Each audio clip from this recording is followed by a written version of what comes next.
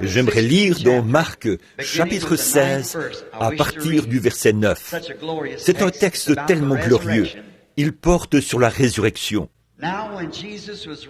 Jésus, étant ressuscité le matin du premier jour de la semaine, apparut d'abord à Marie de Magdala, de laquelle il avait chassé 7 démons. Elle alla emporter la nouvelle à ceux qui avaient été avec lui et qui s'affligeaient et pleuraient. Quand ils entendirent qu'il vivait et qu'elle l'avait vu, ils ne le crurent point.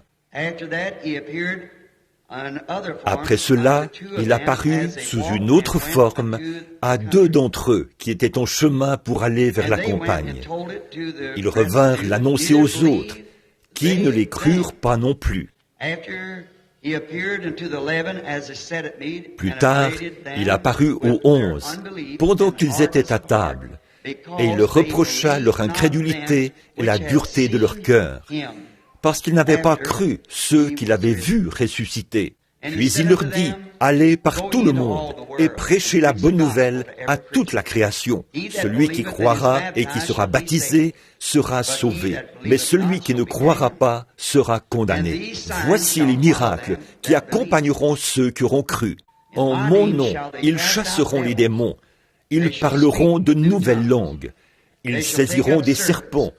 S'ils boivent quelques breuvages mortels, ils ne leur feront point de mal. Ils imposeront leurs mains aux malades, et les malades seront guéris. » Le Seigneur, après leur avoir parlé, fut enlevé au ciel, et il s'assit à la droite de Dieu. Et ils s'en allèrent, prêchèrent partout. Le Seigneur travaillait avec eux, confirmait la parole par les miracles qui l'accompagnaient. Amen. Prions. Seigneur Jésus, nous l'attestons maintenant, alors que nous nous approchons du trône du Père. Et en ton nom, nous croyons que ceci, c'est ta parole. Nous croyons que ce sont les dernières paroles qui sont sorties de tes lèvres avant ton ascension. Et nous te demandons de les bénir dans notre cœur cet après-midi, dans l'intérêt de ceux qui sont malades. Nous te remercions d'avoir appelé un grand nombre de personnes à ton trône hier soir, puisque nous avons vu ces longues files de gens, des hommes, des femmes, des pères, des enfants, des mères qui s'alignaient et s'avançaient dans la salle de prière. Nous te remercions pour cela, Père. Et maintenant, nous te prions de leur accorder les richesses de ton royaume et qu'il y ait la foi parmi nous cet après-midi pour que la parole de Dieu soit une réalité pour nous. Tu es le seul qui puisse le faire, Père. Alors, nous le demandons au nom de Jésus-Christ. Amen. Vous pouvez vous asseoir.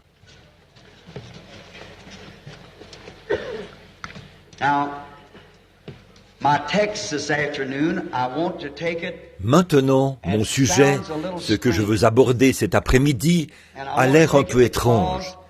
Je veux aborder cela parce qu'hier, au petit déjeuner, j'ai rencontré un homme des plus formidables.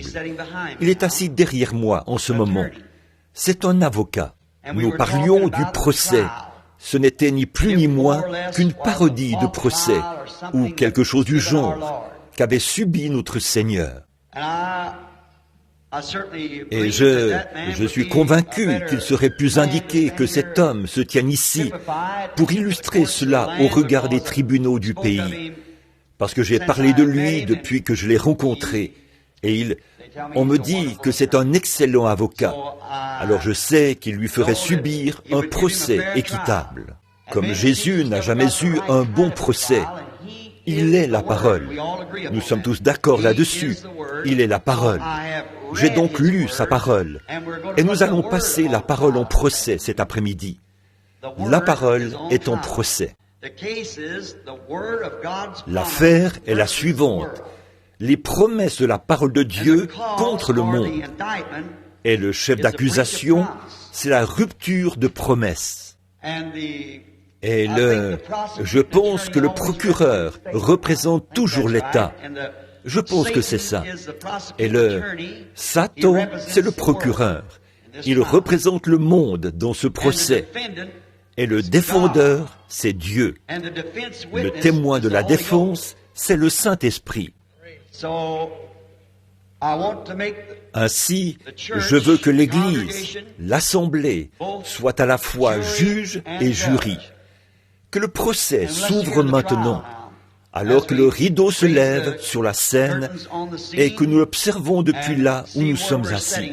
Bon, n'oubliez pas maintenant que ce que nous voyons ici, ce qui est l'objet de ce procès, c'est la parole de Dieu contre le monde. Le chef d'accusation, c'est la rupture de promesse. Autrement dit, le monde prétend que Dieu a fait une promesse qui n'est pas vraie. C'est une rupture de promesse. Il ne tient pas sa promesse. Et le procureur dans cette affaire, c'est Satan. C'est lui qui représente le monde. Le défendeur, c'est Dieu lui-même. Et le témoin de la défense, c'est le Saint-Esprit. Maintenant, nous déclarons l'audience ouverte. Et là, le procureur va appeler son premier témoin à la barre et lui faire prêter serment. Bon, il a 3 témoins cet après-midi auxquels j'aimerais recourir, ou plutôt auxquels il aimerait recourir dans ce procès. Et ces témoins sont Monsieur Incroyant, le suivant c'est Monsieur Sceptique, et l'autre qui sera appelé c'est Monsieur Impatience. Ce sont donc là les témoins à charge dans cette affaire. Selon eux, Dieu ne tient pas sa parole. Sa parole n'est pas vraie. Et avant de commencer le procès, nous savons que bien des gens dans le monde essaient de dire que la parole de Dieu n'est pas vraie. C'est le cas de ce que je viens de lire. J'ai lu les annotations de Scofield, et j'ai pensé à une histoire dont on m'a parlé une fois. Je ne pense pas l'avoir déjà raconté, précisément dans cette série de réunions. Mais une fois, une femme avait un brave garçon qui voulait devenir ministre de l'Évangile. Bon, elle était une femme plutôt pauvre. Elle voulait que son garçon reçoive la meilleure éducation et la meilleure formation possible. C'est ce que voudrait toute mère pour son garçon, s'il est appelé à une telle chose, que ce soit la meilleure formation possible. Alors, elle tenait à ce qu'il acquiert cela. Aussi, l'a-t-elle envoyé dans le meilleur séminaire où, à sa connaissance, il pouvait faire ses études religieuses.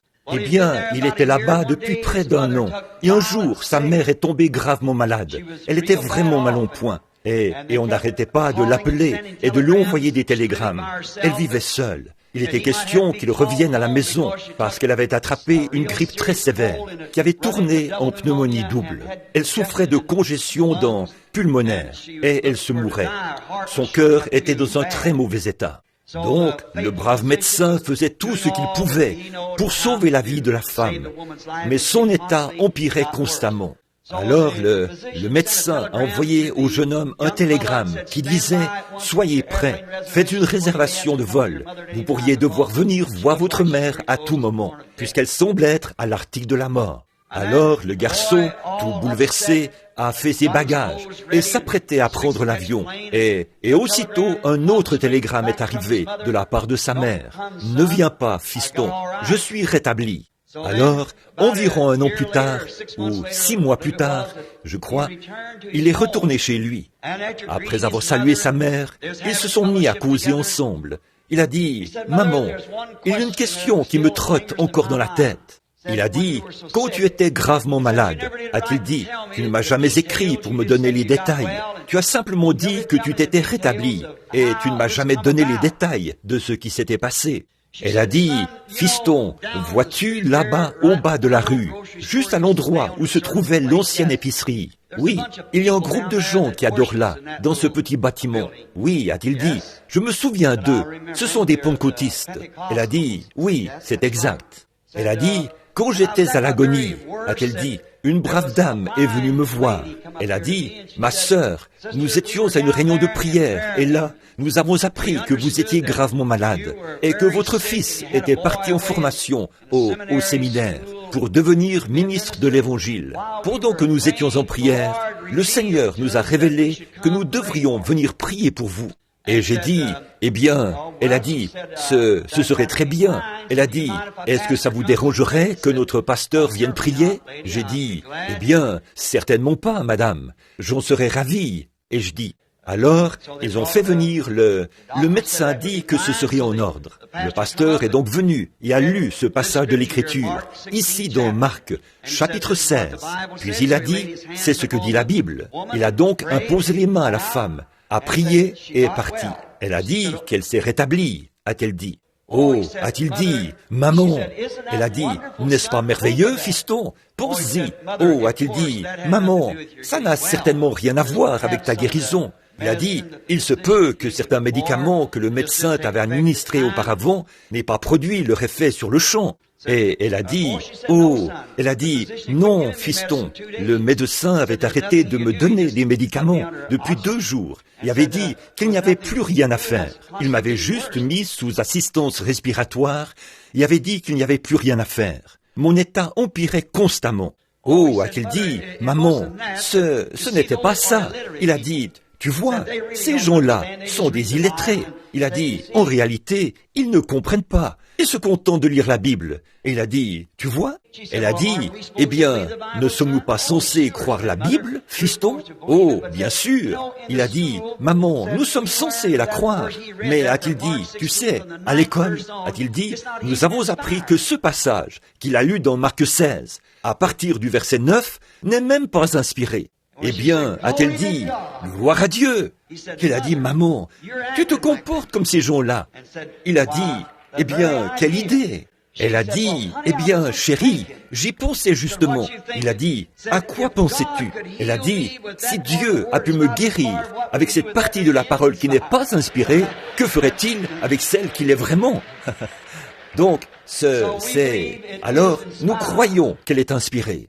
Bon, nous allons maintenant laisser le procureur appeler ses témoins, faire venir le premier témoin à charge à la barre. La déclaration que je viens de faire il y a un instant, c'est parce qu'en lisant ce passage, j'ai lu où M. Scofield dit que cela ne se trouve pas dans certains manuscrits. C'est probablement de là que vient cette histoire. Mais cette écriture est authentique. Ainsi, Monsieur Incrédulité s'avance à la barre maintenant pour comparaître en qualité de témoin à charge contre la parole de Dieu, afin de témoigner contre elle.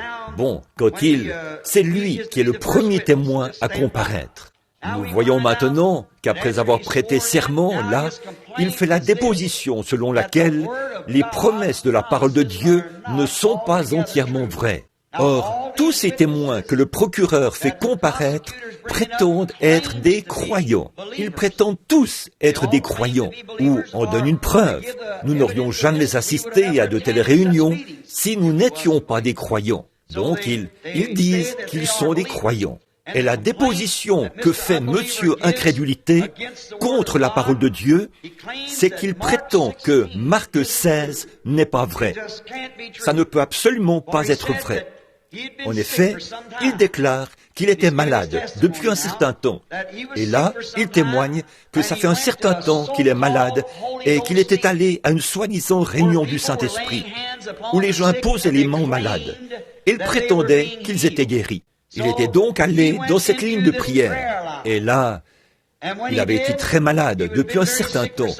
Et il avait bénéficié de la prière de ce groupe de gens du Saint-Esprit, soi-disant gens du Saint-Esprit, qui poussaient des cris, faisaient du bruit et prétendaient que les gens étaient guéris. Monsieur Incroyant était passé dans cette ligne et on lui avait imposé les mains. Ça fait plus de 2 mois et il n'y a aucun signe de guérison.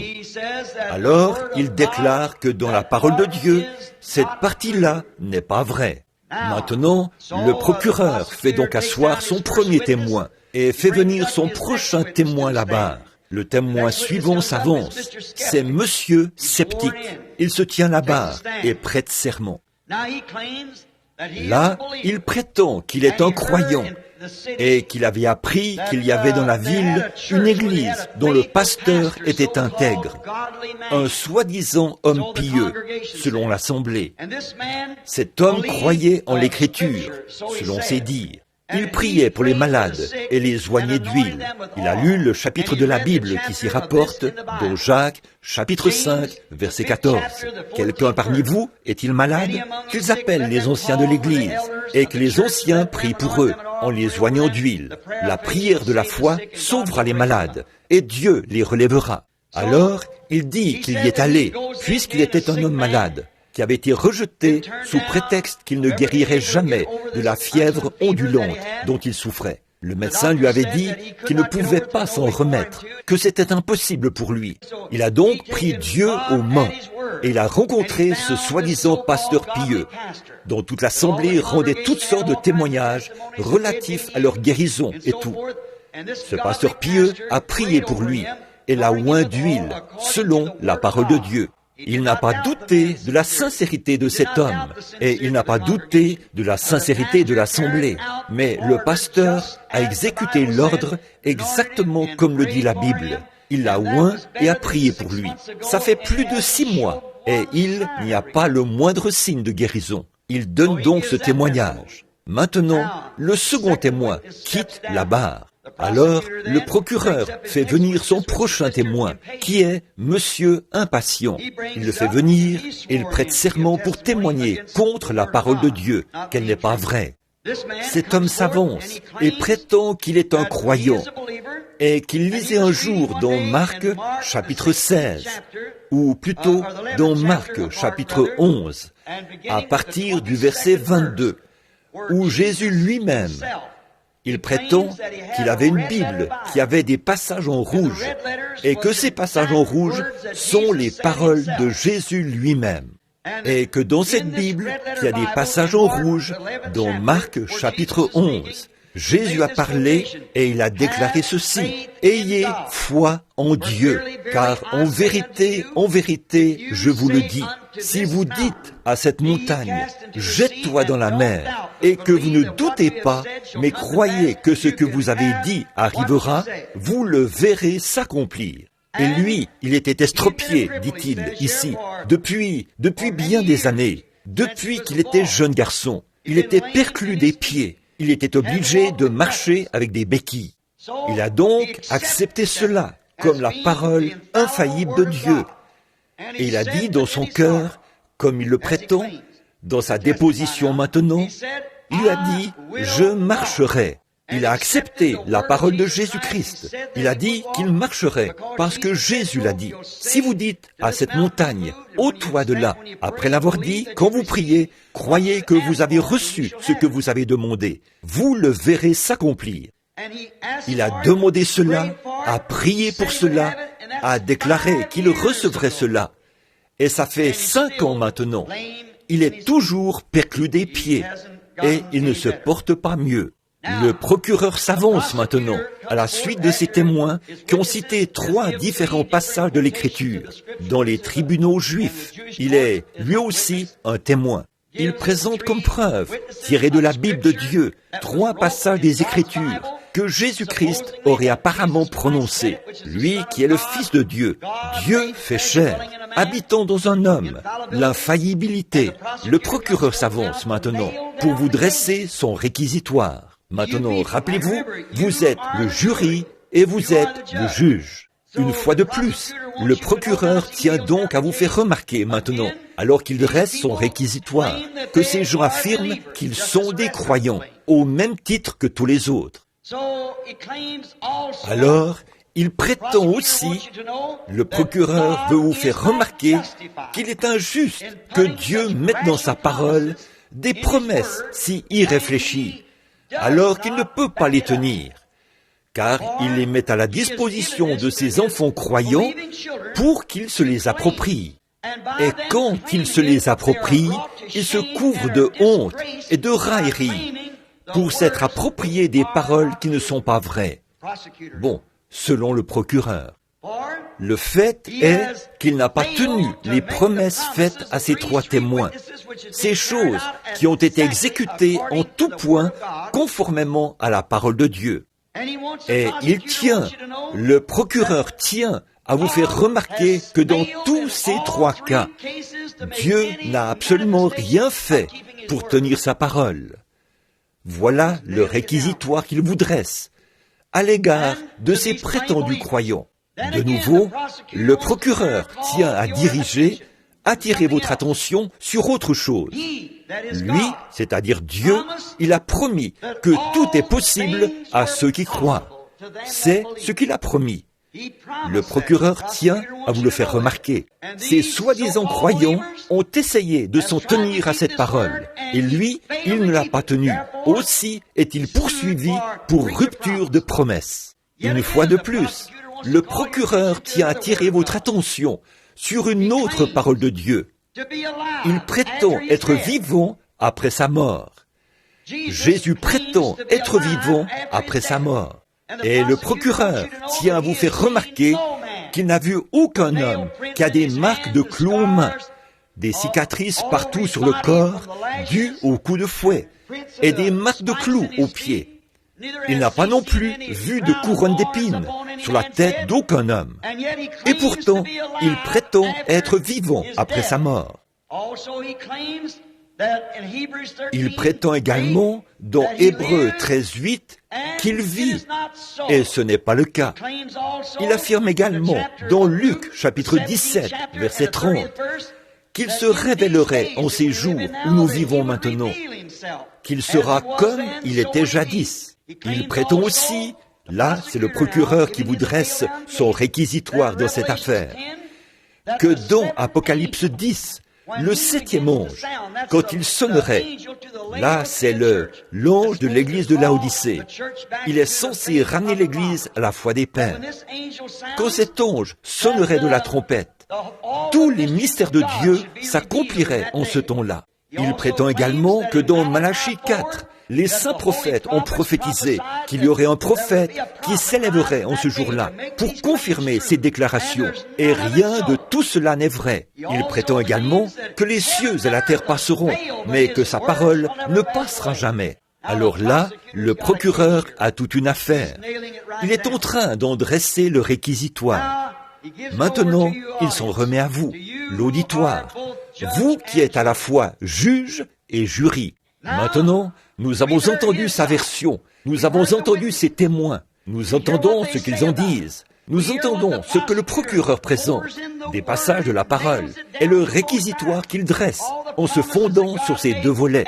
De toutes les promesses que Dieu a faites, il n'y en a aucune, d'après ce qu'il voit, qui soit la vérité. Alors, il essaie de porter une accusation contre Dieu, contre le fait qu'il a fait des promesses si irréfléchies. Parce que les promesses que Dieu a faites sont absolument irréfléchies.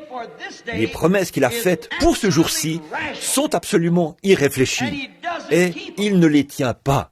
Maintenant que nous avons entendu sa version des faits, nous invitons les témoins du procureur. Et le procureur a cédé la place. Maintenant, nous appelons le témoin de la défense pour le compte du défendeur. Le témoin de la défense, là, c'est le Saint-Esprit.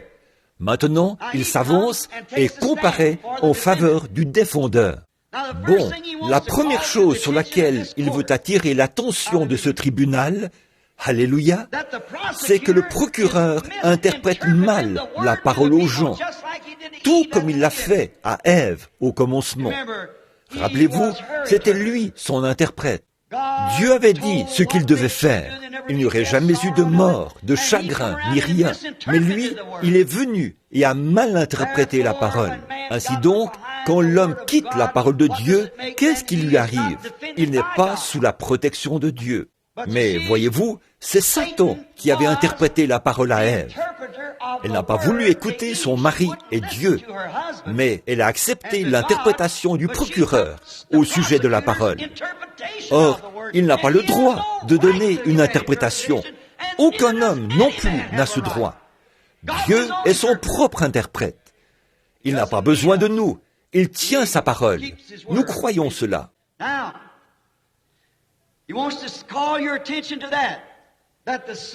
Maintenant, il veut attirer votre attention là-dessus, que le même interprète des premières paroles qui ont été prononcées par Dieu, c'est ce procureur qui essaie de porter une accusation devant ce tribunal cet après-midi.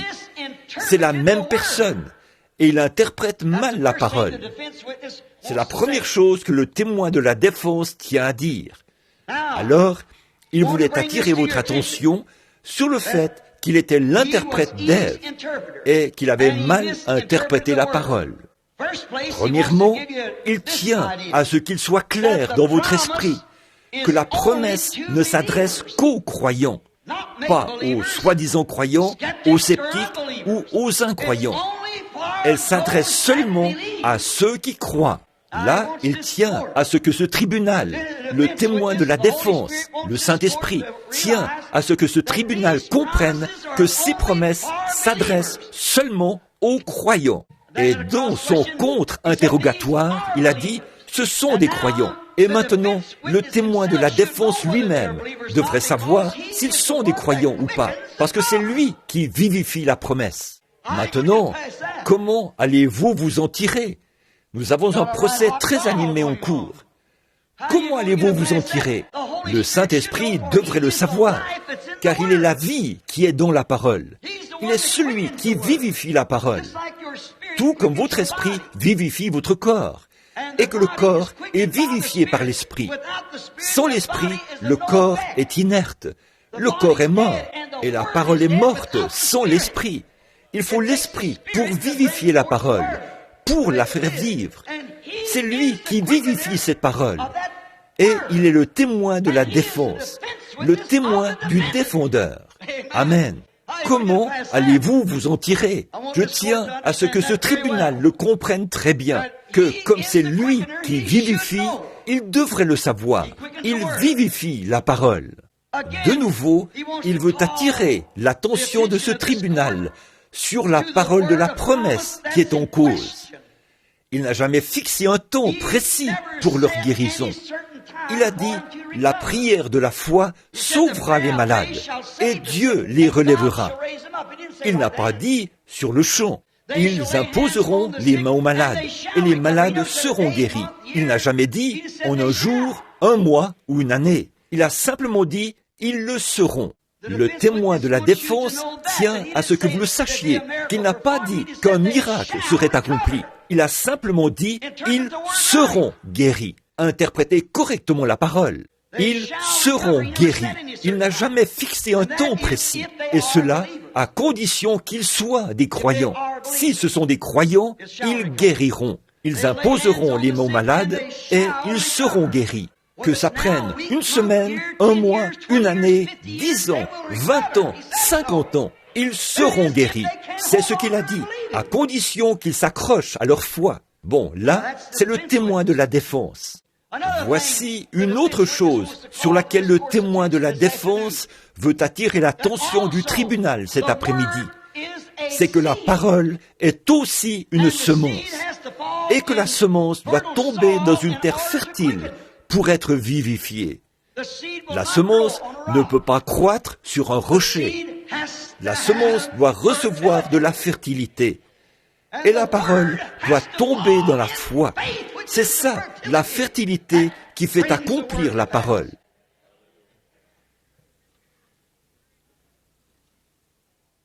Alors, le témoin de la défense va maintenant. Nous pourrions en rajouter davantage et dire beaucoup de choses. Mais nous ne voulons pas vous retenir trop longtemps. Nous avons une longue ligne de prière. Je veux que vous, le tribunal, écoutiez. Le témoin de la défense va maintenant faire comparaître son témoin. Voyez, le témoin de la défense a le droit de faire comparaître un témoin, parce que le procureur, à son tour, a fait comparaître un témoin. Maintenant, le témoin de la défense va faire comparaître un témoin. Et le témoin de la défense souhaite présenter à ce tribunal, cet après-midi, le prophète Noé. Noé, avance et tiens-toi là-bas. Maintenant, j'ai cru comprendre que tu as un témoignage au sujet d'une parole de Dieu qui t'avait été donnée. Oui, aujourd'hui, le témoin tient à dire à ce tribunal qu'il était juste un homme ordinaire et qu'il croyait en Dieu. Il vivait à une époque scientifique où l'on croyait que les jours des miracles n'avaient jamais existé. Il n'y avait jamais eu de pluie sur la terre, mais un jour, il a rencontré Dieu. Et Dieu lui a dit de préparer une arche pour le salut des gens. tous ceux qui entreraient dans cette arche seraient sauvés. Le témoin tient à dire qu'il y a cru sérieusement, de tout son cœur, et il s'est mis à le prêcher. Non seulement il s'est mis à le prêcher, mais pour que ses œuvres rendent témoignage à sa foi, il s'est mis à construire l'arche. Et le témoin veut montrer monsieur incroyant, monsieur sceptique et monsieur impatient du doigt. Ils m'ont harcelé jour et nuit. Quand est-ce que la pluie va tomber? Ah, tu as dit ça il y a 1 an. Et il n'y a pas de pluie là-haut. Nous sommes allés voir les scientifiques. Et ils ont prouvé qu'il n'y a pas de pluie là-haut. Ils prétendaient que j'étais fou. Ils se moquaient de moi et me disaient que j'étais complètement stupide et idiot de croire une promesse aussi irréfléchie et contraire à la recherche scientifique que celle-là. Mais il a dit, j'ai continué à travailler sur le programme. En fait, j'ai tenu bon parce que je savais que c'était la parole de Dieu et qu'elle ne pouvait pas faillir. J'ai construit l'arche. Et après que l'arche était terminée, là les moqueurs faisaient continuellement le tour de l'arche, chaque jour, alors que je me tenais à la porte pour leur prêcher. Et ils disaient malgré tout, ça fait déjà 120 ans, où est donc ta pluie? Donc, vois-tu, tu as travaillé en vain, disait-il.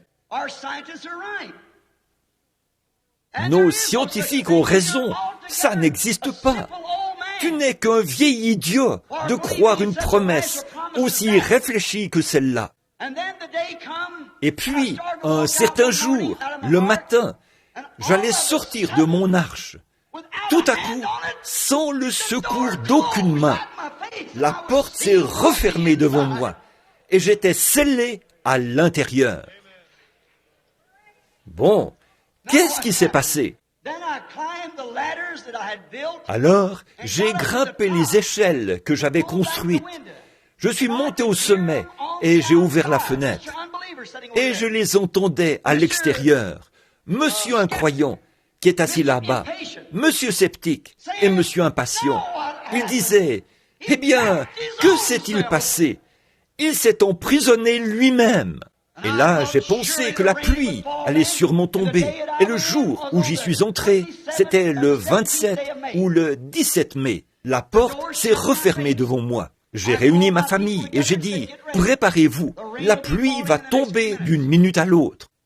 Et toute la journée, monsieur incroyant, monsieur sceptique et monsieur impatient faisaient le tour de mon arche. Ils me critiquaient et disaient toutes sortes de mauvaises choses à mon égard. Mais j'ai dit à mon assemblée, restez tranquille, Dieu a fait la promesse. Le deuxième jour, le soleil s'est levé, ça brillait, pas de pluie, pas de tonnerre, pas d'éclair. Le troisième jour, même chose. Le 4e, 5e, 6e. Mais le matin du 24 mai, 120 ans plus tard, une source jaillissante est descendue du ciel. Et tous ceux qui avaient été oints par monsieur sceptique, monsieur incroyant et monsieur patient ont péri à l'extérieur. Le témoin de la défense dit, quitte la barre, Noé. Je veux faire comparaître un autre témoin. Monte, monsieur Abraham. Je veux que tu donnes ton témoignage. Monsieur Abraham s'avance et dit, je travaillais dans ma ferme, juste à l'extérieur d'Our, dans le pays des Chaldéens. J'avais épousé ma demi-sœur. Elle s'appelait Sarai et je m'appelais Abraham. J'ai rencontré Dieu et Dieu m'a dit que j'allais avoir un bébé de Sarah. Or, à cette époque-là, Sarah avait 65 ans et moi, 75 ans. Dieu m'a dit que j'aurais un bébé de Sarah, que par cet enfant le monde entier serait béni et que je serais le père de nations. Je suis vite rentré à cause de la joie qui était dans mon cœur. J'avais toujours aimé les enfants et je pensais que je n'en aurais jamais. Mais quand Dieu a dit que j'allais en avoir, je l'ai cru. Je suis allé voir un médecin pour prendre des dispositions. Il m'a chassé de son bureau. Monsieur Incroyant était assis là.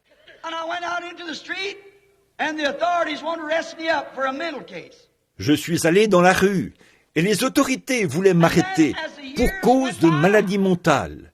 Et puis, au fil des années, Monsieur Impatient m'a tourmenté jour et nuit. Le premier mois, j'ai dit à ma femme, Sarah, voyez, elle avait largement dépassé la ménopause. Son cycle avait cessé, comme c'est le cas chez les femmes. Et j'ai dit à Sarah, chérie, avons-nous tous les petits chaussons, toutes les couches et les épingles? Nous sommes prêts, n'est-ce pas? Oui, tout est prêt. Ça va se produire maintenant. Sois attentive. Et à la fin du 28e jour, j'ai dit, comment te sens-tu, chérie? Il n'y a aucun changement, Abraham. Eh bien, il a dit, j'ai dit, que Dieu soit béni. Sarah, n'en doute pas. Dieu l'a dit. Nous allons la voir de toute façon. Cela a duré des années.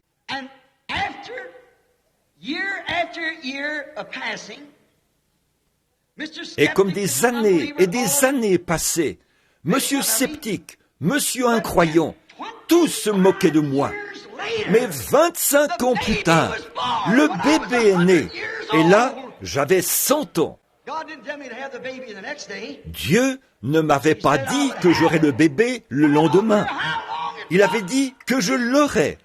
Et peu importe le temps que cela a pris, Dieu l'avait promis. J'ai attendu 25 ans. Il pensait que j'allais devenir trop vieux et mourir. Mais j'ai dit, je ne peux pas mourir. La promesse est pour moi. Dieu l'a dit.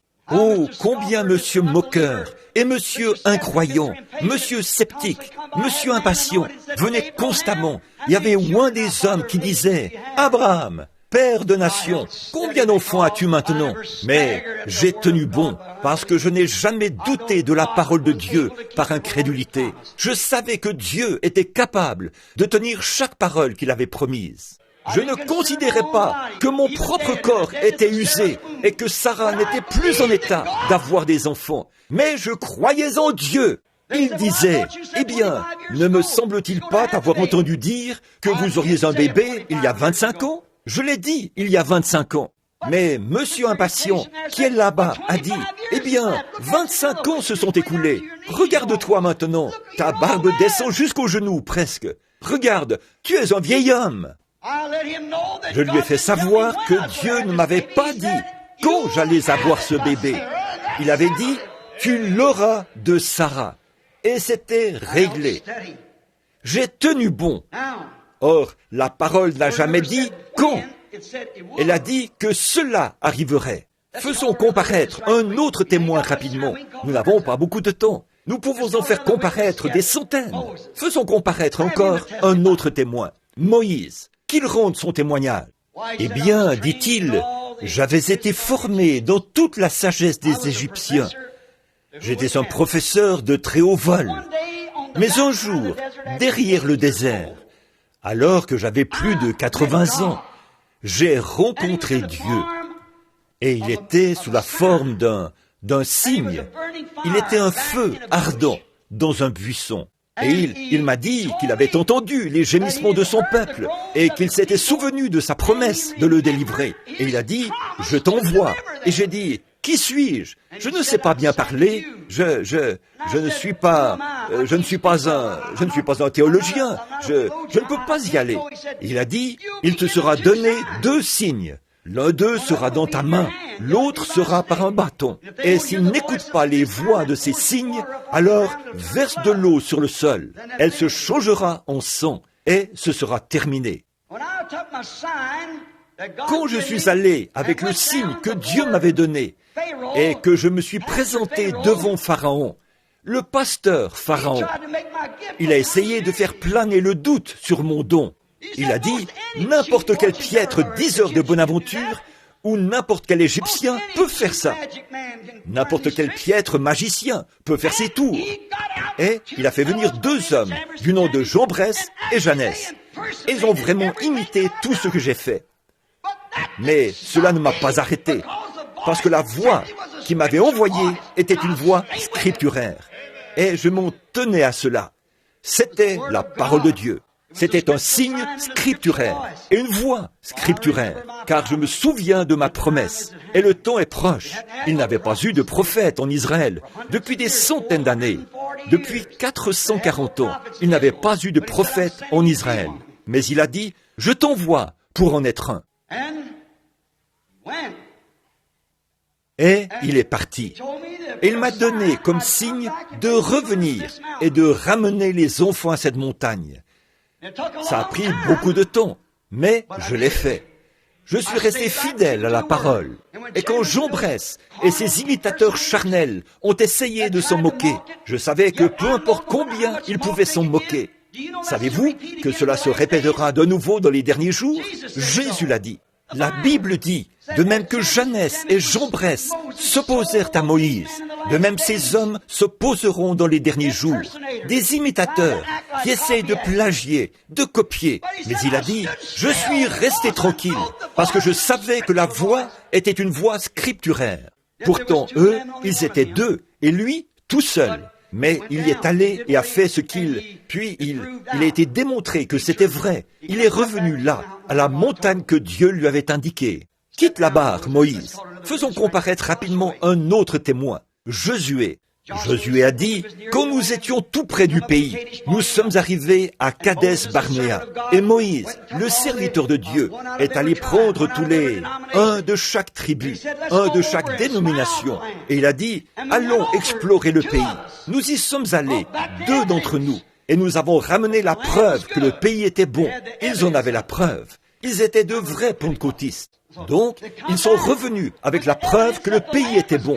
Mais quand il s'est agi de prendre possession de tout le pays, ils ont dit, nous ne le pouvons pas, nous ne le pouvons pas, nous n'en sommes pas capables. Et les gens étaient tout désemparés. Ils ne savaient pas quoi faire, vers quelle organisation se tourner. Je les ai fait taire et j'ai dit, souvenez-vous, c'est une promesse de Dieu.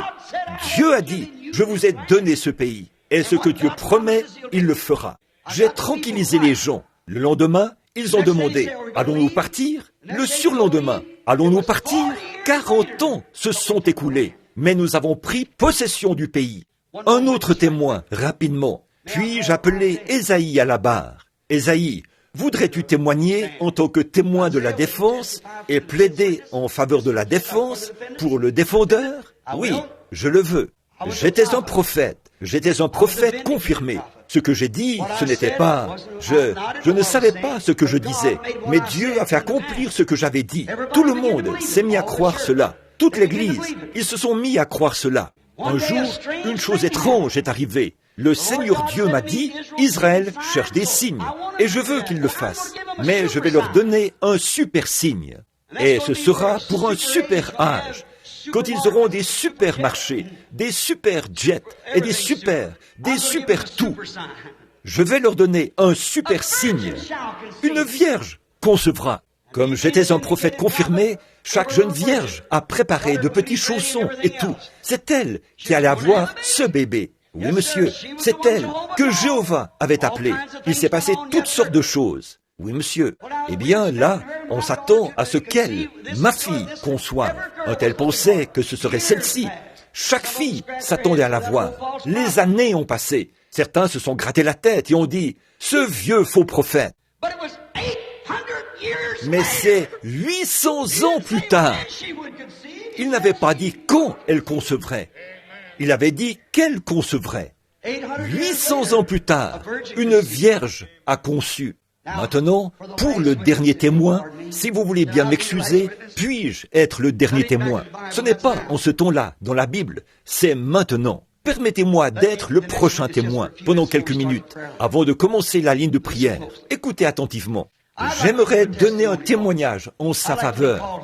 J'aimerais m'avancer à la barre, lever la main pour dire la vérité, rien que la vérité. J'aimerais raconter comment suis-je devenu chrétien. Mon père et ma mère, mon grand-père, ma grand-mère, des 2 côtés, étaient tous des pécheurs. J'avais une nature de gratteron. Alors, comment pourrais-je arriver à devenir un grain de blé? Mais un matin, dans une petite cabane en rondin, là, dans le Kentucky, comme l'ont dit ma mère et la sage-femme, le 6 avril 1909, à 5 heures du matin, quand le Seigneur Dieu m'a fait venir sur la terre, il y avait une lumière suspendue à la petite fenêtre. Ma mère était allongée sur un petit lit de balles d'avoine quand on a ouvert la fenêtre pour voir le genre d'enfant qu'elle avait eu. Une lumière est entrée en tourbillonnant et les gens de la montagne ne savaient pas quoi en penser. J'étais trop petit pour savoir cela. Alors que j'étais un enfant, vers l'âge de 8 ans, de 7 ou 8 ans, je transportais de l'eau à un alambic qui appartenait à mon père. Un après-midi chaud de septembre, j'étais assis à pleurer. Je voulais aller pêcher à l'étang avec les garçons et je ne pouvais pas y aller parce que je devais transporter cette eau. J'ai entendu comme un tourbillon dans l'arbre, à peu près à mi-hauteur. C'était calme partout ailleurs. En septembre, dans l'Indiana, tout est vraiment calme, moribond, tranquille. Et de ce tourbillon dans le buisson est sortie une voix qui a dit « Ne fume jamais, ne bois jamais, ne souille jamais ton corps », c'est-à-dire aller avec les femmes, ou des choses comme ça, car tu as un travail à faire quand tu seras plus grand. Ma mère a fait venir le médecin. Elle pensait que j'étais trop nerveux.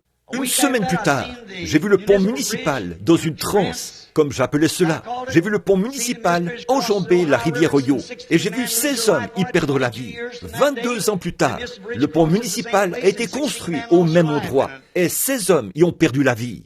À Greens Mill, un soir, ne sachant pas ce que tout cela signifiait. Par la suite, j'étais devenu un ministre au service du Seigneur. À Greens Mill, un soir, mes pasteurs venaient de me dire, je leur disais d'aller, que je voyais des choses. Et ils me disaient que c'était du diable. Et moi, chrétien que j'étais, je ne voulais rien avoir à faire avec le diable. Rien du tout. Alors, je suis allé là-bas et j'ai dit, Seigneur, je ne peux pas laisser continuer à vivre comme ça. Et je me suis installé dans un petit endroit au fond d'un camp de pêche pour prier. Et un soir, alors que j'étais là-bas, comme le Seigneur m'avait parlé à partir d'un arbre, comme il l'avait fait avec Moïse, alors que j'étais là, à Greens Mill, un homme est entré et m'a dit de ne pas chercher à lui demander « Débarrassez-moi de cela », mais que c'était un don envoyé de Dieu qui devait être apporté au peuple du monde. Et il m'a fait savoir par les Écritures que toutes ces choses qui avaient été promises dans la Bible devaient s'accomplir, que le temps était proche. Je suis retourné le dire à mon pasteur. Je suis allé le lui dire et il a dit, « Billy, qu'est-ce que tu as mangé? As-tu fait un rêve? Était-ce un cauchemar? » Mais pour moi, c'était Malachie 4. Il a dit, « Comment vas-tu faire ça? » C'était Luc 17:30. C'était aussi Apocalypse 10. C'était également toutes ces écritures qui ont été promises pour les derniers jours. Je n'ai pas vu cela s'accomplir sur le champ. Les gens se demandaient, quand cela va-t-il arriver? Mais j'ai simplement tenu bon. Un jour, à la rivière, je baptisais 500 personnes à la rivière. Et tout à coup, cette même lumière, qui était venue quand j'étais un petit garçon, est apparue. J'avais dit aux gens que je la voyais. Ils disaient que je rêvais et que c'était en quelque sorte une conception mentale que j'avais. Mais devant plus de 5000 personnes, à 14 heures, un après-midi de 1933, venant d'un nuage descendu du ciel, on a entendu ces paroles, comme Jean-Baptiste a été envoyé comme précurseur de la première venue de Christ, ton ministère sera le précurseur de la seconde venue de Christ. Là, des milliers de personnes l'ont entendu et les journaux en ont rendu témoignage.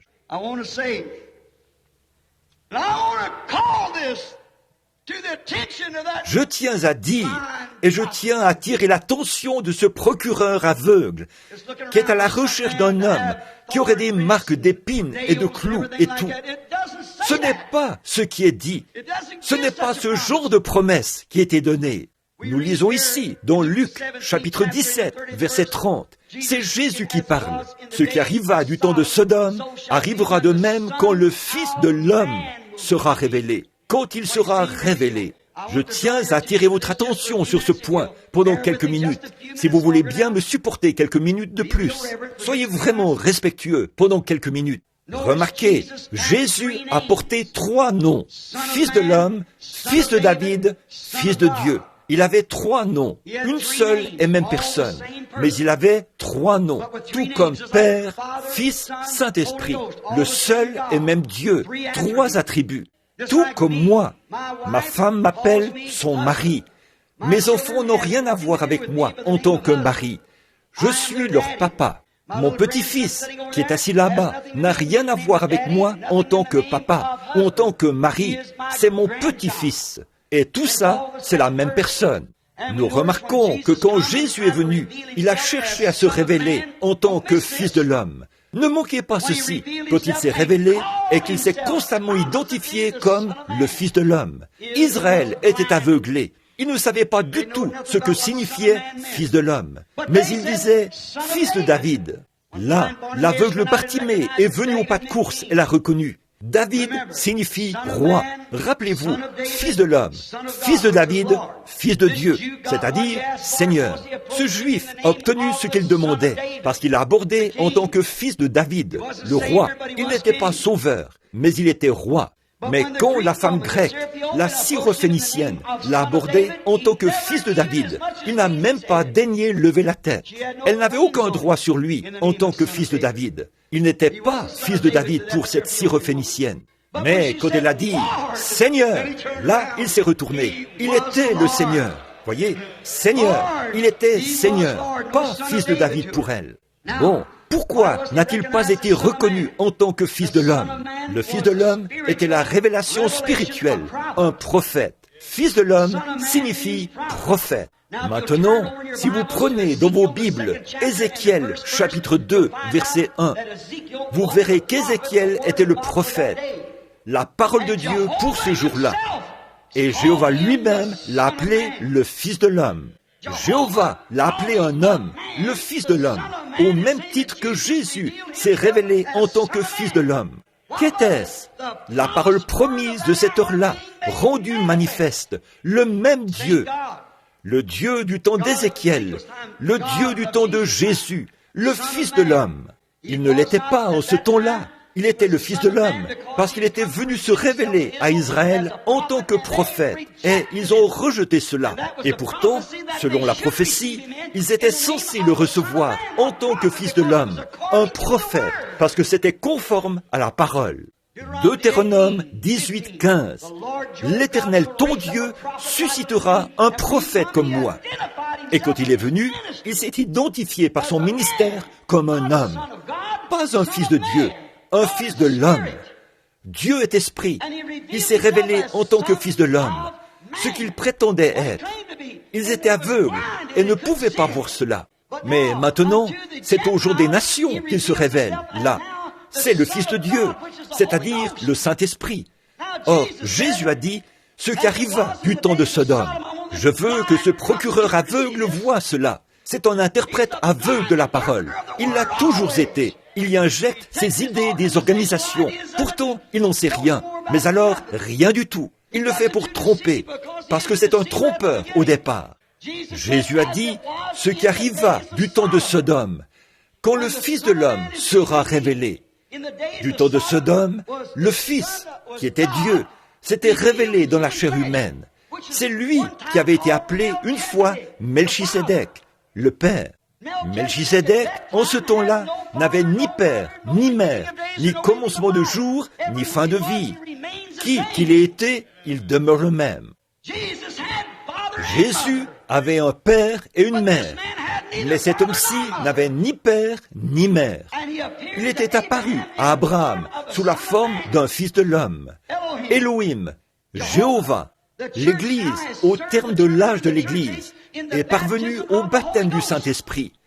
Mais Jésus a dit ici, pour rendre Malachie 4 et ces autres passages des Écritures réels à vos yeux, voyez que dans les derniers jours, juste avant la venue, le monde sera dans un état semblable à celui de Sodome. Et le Fils de l'homme se révélera en tant que Fils de l'homme, comme il l'a fait du temps de Sodome.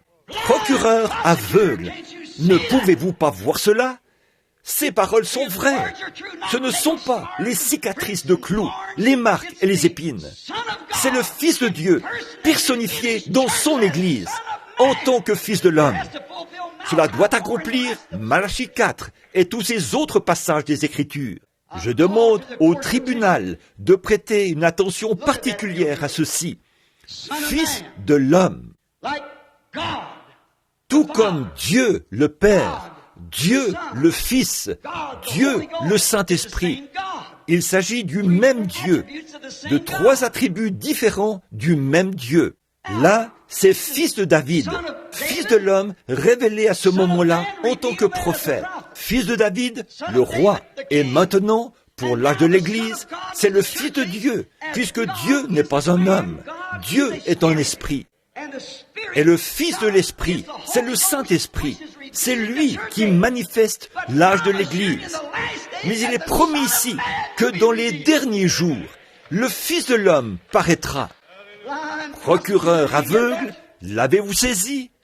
Et je veux que vous sachiez, procureur aveugle, que nous voyons cela, que nous y croyons, que ces paroles se sont accomplies devant nous et que nous savons que c'est la vérité. Pour les Juifs, il était le fils de David. Pour les Grecs, il était Seigneur. Pour nous, il est Seigneur. Pour les gens des nations. Et maintenant, dans les derniers jours, il reviendrait à nouveau en tant que fils de l'homme.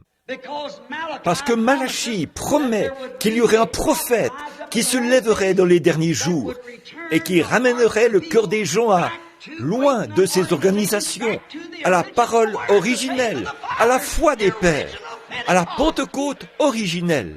Et une fois qu'il aura fait, Jean 14:12, les œuvres qu'il a faites seraient également faites. Apocalypse 10 a promis que ce serait tout le mystère. Comment allez-vous révéler les mystères? Voir ce que Luther a laissé de côté, voir ce que Wesley a laissé de côté, voir ce que la Pentecôte a laissé de côté, et aussi révéler le secret du cœur, pour que ce soit le même Dieu à travers tous les âges, ce qui n'est rien d'autre que la parole de Dieu rendue manifeste, le retour au Fils de l'homme. Nous ne cherchons pas de cicatrices de clous, nous cherchons la parole rendue manifeste. Remarquez, Dieu a promis ces choses, et là, il les accomplit exactement comme il l'a dit. Je pourrais en dire plus, mais nous allons changer de sujet, il se fait tard. Monsieur le procureur, je veux que vous sachiez que je pourrais faire comparaître des milliers de témoins ici cet après-midi. Je veux que vous sachiez que les choses qu'il a promis de faire, nous en sommes témoins. Il tient sa parole. Il y a une authentique réunion du Saint-Esprit. Il y a une authentique puissance de Dieu. Et il y a une authentique promesse que les malades seront guéris quand on leur imposera les mains. Je veux que vous le sachiez.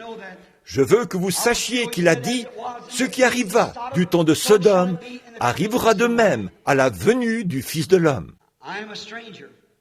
Je suis un étranger et je ne fais que rendre témoignage de ce que la Bible dit être la vérité. Si vous observez bien, l'ange du Seigneur qui est venu sous la forme d'un homme avait le dos tourné à la tente. Et il a dit à Abraham ce que Sarah pensait. Jésus a dit que ça se répéterait. Maintenant, si j'ai dit la vérité, que Dieu confirme que c'est la vérité, qu'il le révèle, alors ce ne sera pas un secret. Nous en aurons la certitude.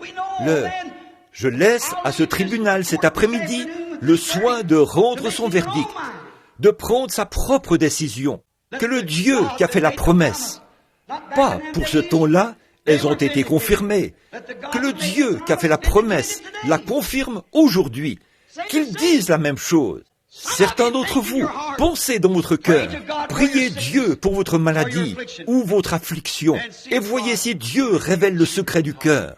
Je vous mets au défi de le faire, partout dans la salle.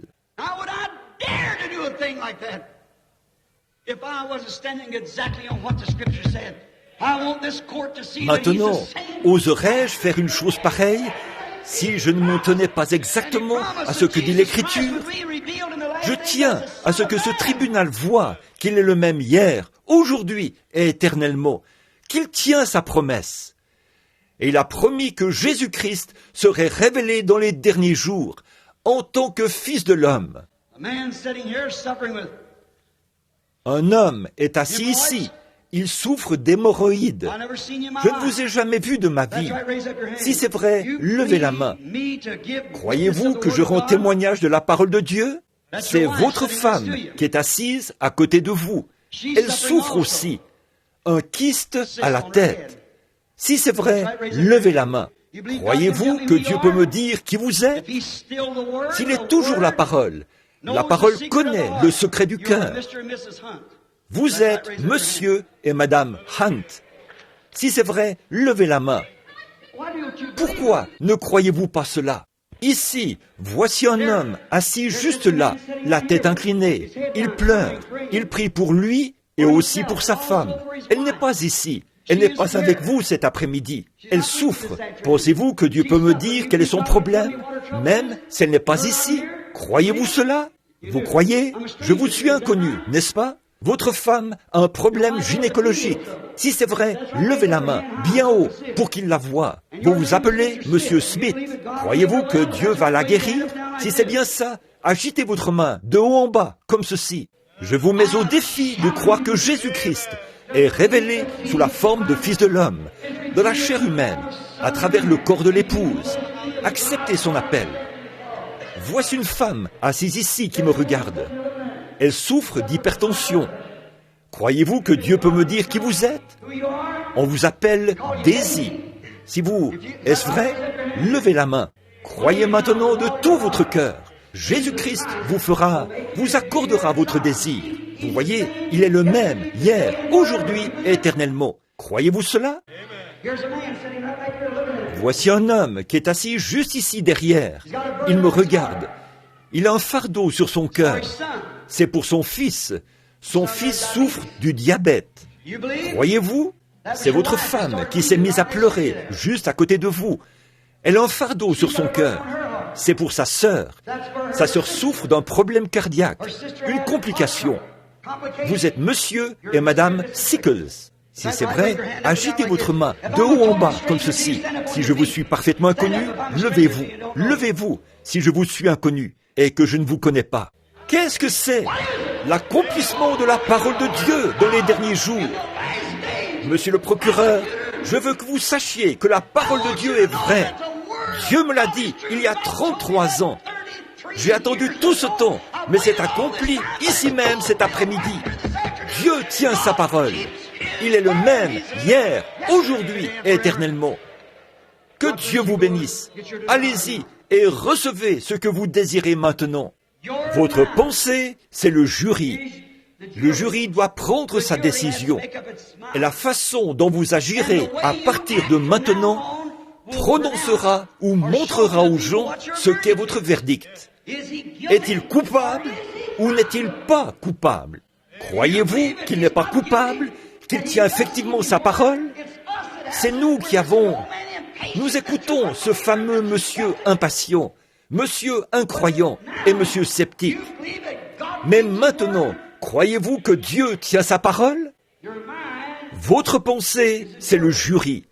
Et la façon dont vous agirez à partir de maintenant démontrera aux gens ce qu'est votre verdict. Croyez-vous cela?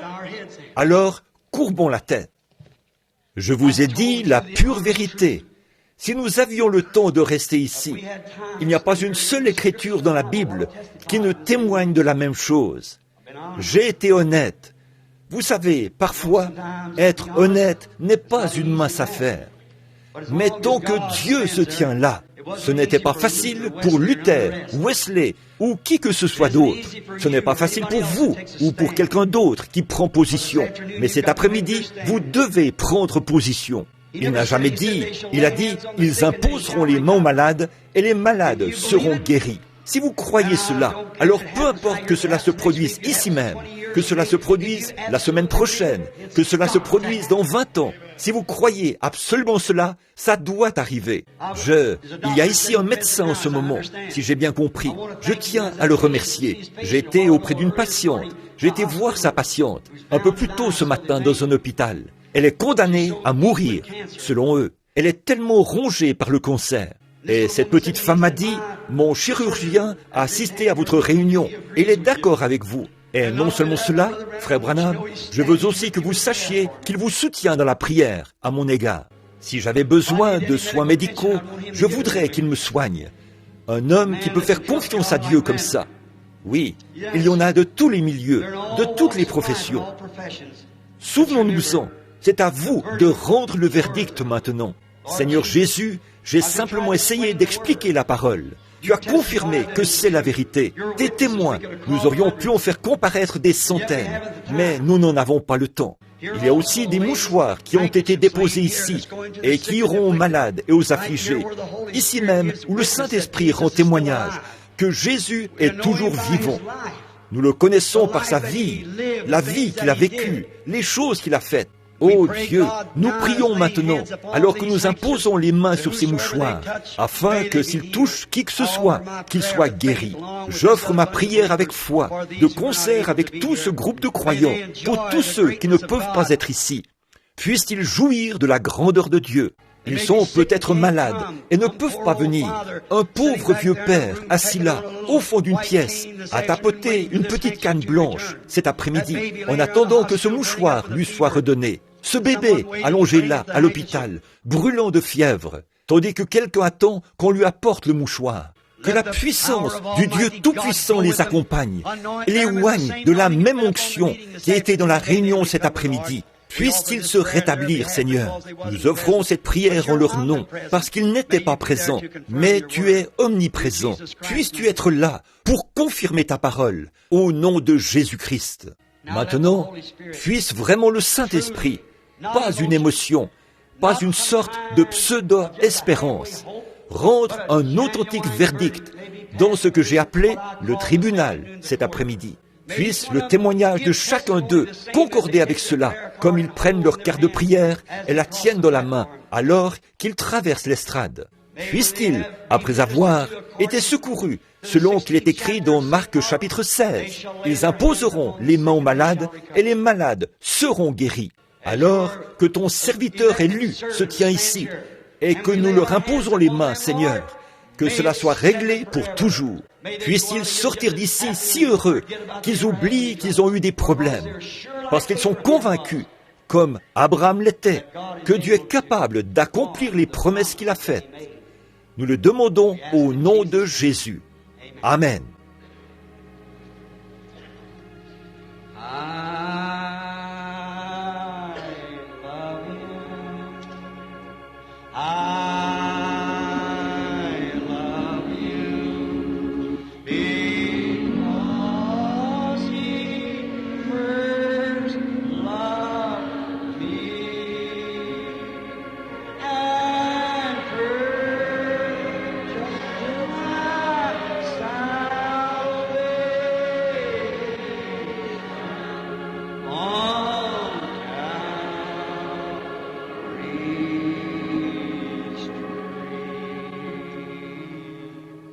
Combien ont rendu leur verdict? Levez la main. J'ai rendu mon verdict. Très bien. Le tribunal. Vous serez secourus selon la sainte parole de Dieu. Voici les signes qui accompagneront ceux qui auront cru. Je ne vais pas vous laisser, vous qui êtes assis ici, penser que le simple fait d'avoir ce don rend quelqu'un plus grand que quelqu'un d'autre. Vous avez des pasteurs pieux ici. Ils sont ici. On va leur demander de se tenir à mes côtés sur l'estrade. Comme moi, ils imposeront les mains, eux aussi. Ce sont eux qui nous ont fait venir ici. Ils sont ici en tant que témoins de Dieu. Ils rendent témoignage à la vérité. Ainsi, on ne peut pas dire « c'est Frère Branham qui a imposé les mains », parce que mes mains ne sont pas plus que les leurs ou que celles de quelqu'un d'autre. C'est votre foi, le verdict que vous avez rendu sur la parole de Dieu.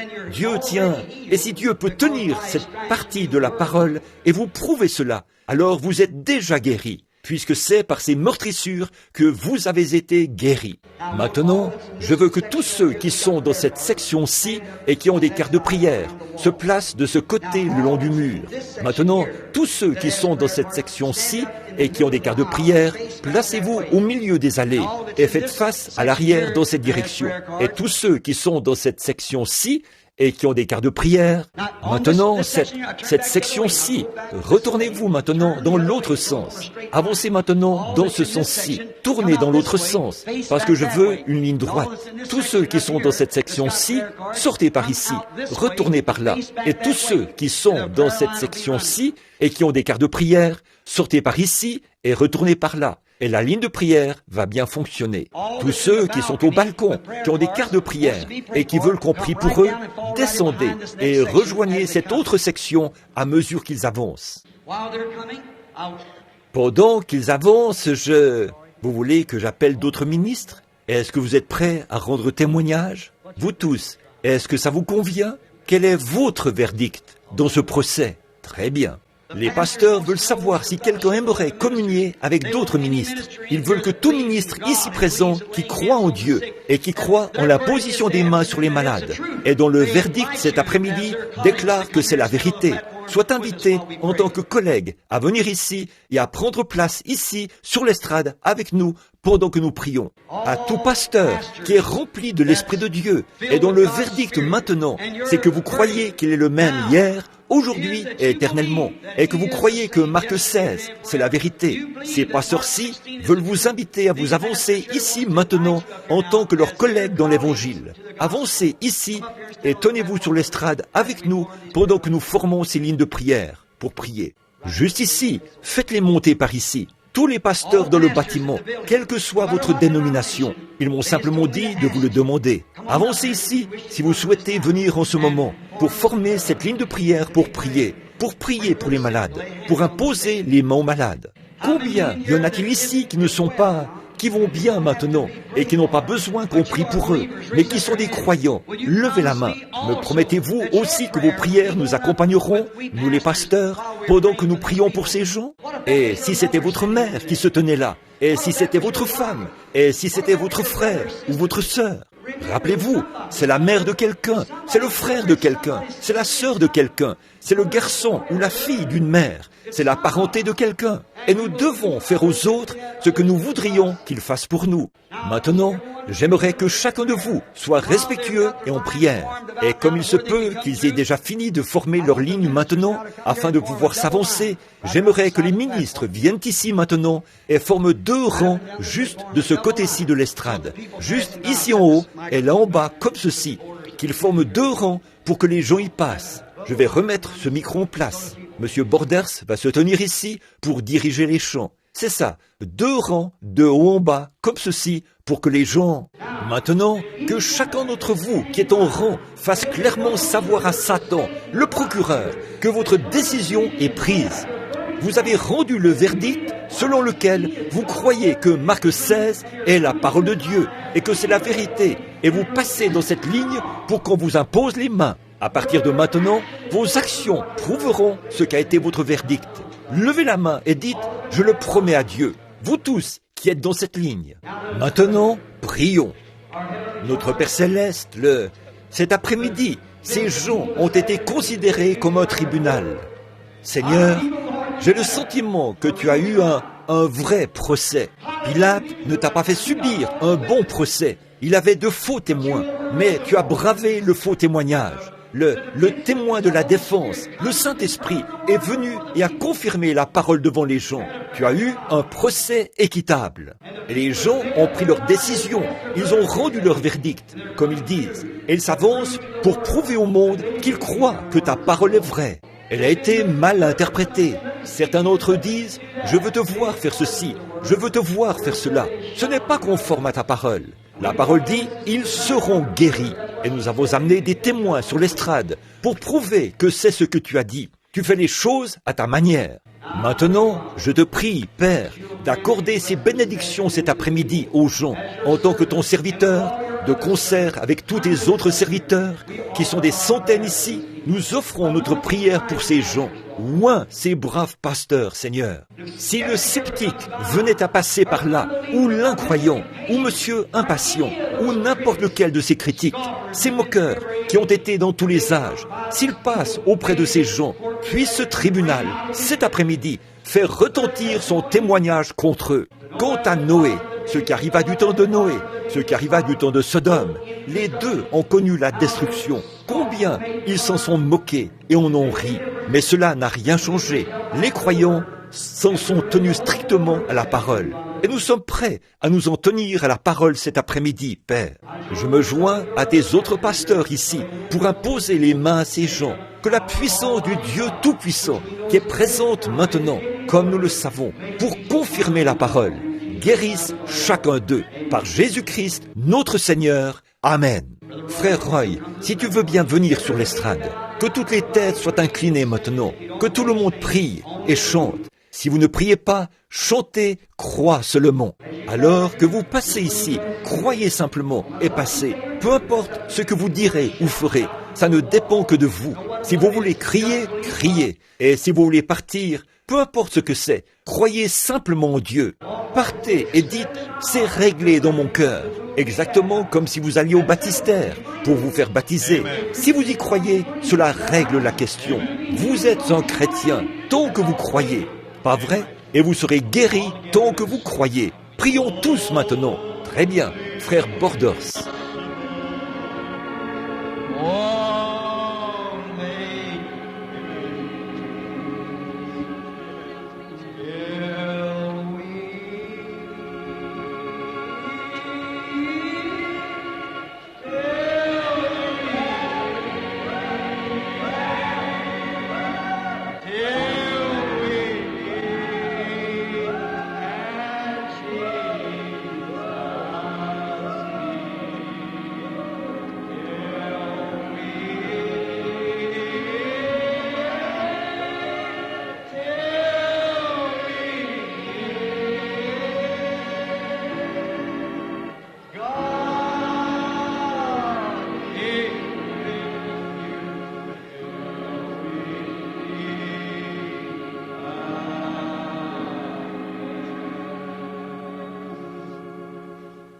Je vous ai apporté la parole de Dieu, au nom de Jésus-Christ, que chacun de vous reçoive ce qu'il a demandé. Si vous dites à cette montagne, ôte-toi de là, et si vous ne doutez pas en votre cœur, mais croyez que ce que vous dites arrive, vous le verrez s'accomplir. Quand vous priez, croyez que vous recevez ce que vous avez demandé, et cela vous sera accordé. J'exerce mon ministère au nom de Jésus-Christ. Je crois que notre verdict a été rendu, qu'il a été validé, et que nos actions prouvent dorénavant que nous croyons, et que nous savons qu'il a opéré la guérison. Si je ne vous revois plus de ce côté-ci du fleuve, je vous reverrai de l'autre côté. Alors le grand Saint-Esprit, notre invité, qui a été ici avec nous cette semaine et qui a pourvu à nos besoins, il vous rendra témoignage que je vous ai dit la vérité. D'ici là,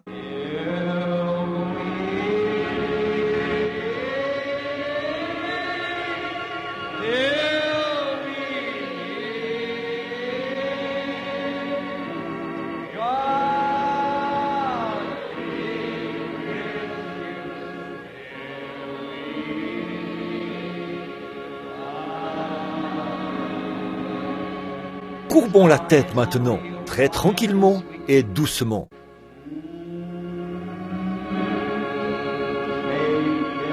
Que les vagues de la mort se brisent devant vous. Que le Dieu du ciel, dont nous sommes dans la présence, vous garde en sécurité jusqu'à ce que nous nous revoyions. Que Dieu vous bénisse, frères.